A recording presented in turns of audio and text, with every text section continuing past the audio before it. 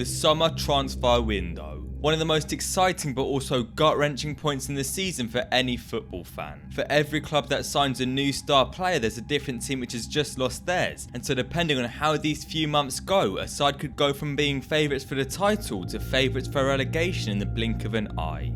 To put it simply, it cannot be understated just how important this time is for players, managers, fans and so on. And with the transfer window coming to an end very soon, I thought I'd cover one player I think each team should sign. Up first is probably the most boring option in Man City. It seems like every year the transfer window looks a little bit ropey for the citizens before they go and pull it out of the bag with a couple of key signings and contract renewals that have them set to challenge for the title once again. That being said, there was of course the Lucas Paqueta saga, and with the Brazilian staying at West Ham after all, I think Pep should go in for Eberechi Eze. 14 goal contributions last season in an underwhelming Crystal Palace side. He's a quality option in midfield for pretty much any team in world football, and of course it's no surprise that they're already linked with him. Next up is a team that couldn't be much further from Man City in the transfer window, which is Everton. I actually don't think Everton have been as bad as their results suggest, however one thing's clear, and that's that they need a new striker with Calvert-Lewin never really fits. Now in an ideal world I think they should go and get someone like Andrea Belotti or Olivier Giroud, however of course that's never going to happen. But what I am going to do is stay in Italy and pick Beto from Udinese. Now what's that you say, Beto to Everton's already happening? Yes, that's exactly why I picked him. The fact of the matter is I don't actually have time to properly research for every single club, and with Everton fans already hurting enough as it is, I assume that they'd all be too busy crying in their room rather than looking for any sorts of football content on YouTube, and so I doubt there'll be any of them here to complain. That being said, they could also look at someone young, hungry and proven in the Championship like Ellis Sims for example. Next up is West Ham, who started this season very well, however do have a lack of depth in many areas, most importantly being up top, where I think they should rotate Mikel Antonio with Che Adams. If they want this deal they'll have to get it done quickly though, with Everton reportedly interested, but if I was any footballer right now I think I know which side I would rather move to. The fourth team of this video is Luton, a side I've made a good few videos on already, and if I'm honest, as much as I do have a soft spot for them, I think they'll be in a huge battle to stay up at best. Many people have been slating the Hatters' summer business, but I wouldn't agree, and if I were them I'd look to do a potential loan to buy for Harry Souttar, who's not only out of favour at Leicester at the minute, but could also give the Hatters some Premier League experience that they're currently desperate for. Fifth is another team who've seen big changes this summer in Tottenham, who I definitely think need another option up top. Now this is a bit of a weird one and I'm ready for the comments, but I do think a deal for Divock Origi would be far from the worst option in the world, especially if it's just for a season to plug a hole in the squad. No, he's not a Harry Kane, but when the only other option is a teenager, anything will do. Next up is Burnley, who've already signed a good few players this summer and have been linked with PSV's Bakayoko, who I picked as my option for them. A bit lazy I know, but in my defence I think we need some time to watch how things unfold before we can see the areas which could do with some improvements. Following the Clarets up is Liverpool, who somehow find themselves in fourth despite some really disappointing performances so far, and with Virgil van Dijk's ability starting to decline with age, I think this summer would be a good opportunity to sign someone who can play on the left side of the fence both as a centre half and left back to cover for Robertson, and so I've gone with Bayer Leverkusen's Ecuadorian Piero Hincapié. Moving on swiftly, it's time for Sheffield United, who I think need to sign Mbappe. Like seriously, that's the only person I think would give them a chance at staying up this season.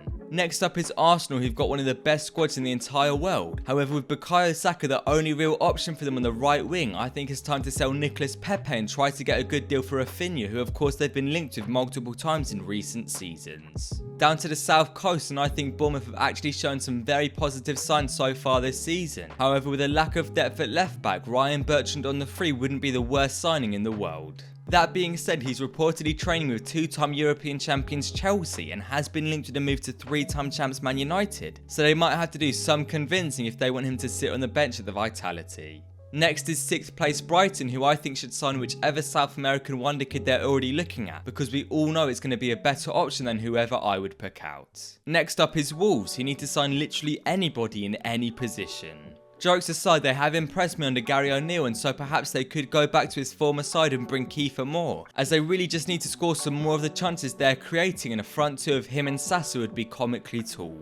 Another Midlands side to follow them in Aston Villa, who with Tyrone Mings injured could do with another centre-back who can play on the left, is decent in the air and has captained a Premier League side before. Now who could that be? I seriously can't think of anyone, like literally anyone. If you can't tell by now, it's Harry Maguire. Look, I'm sorry if I've hurt anyone's feelings, but he's actually a very decent footballer and would do quite well at Villa Park.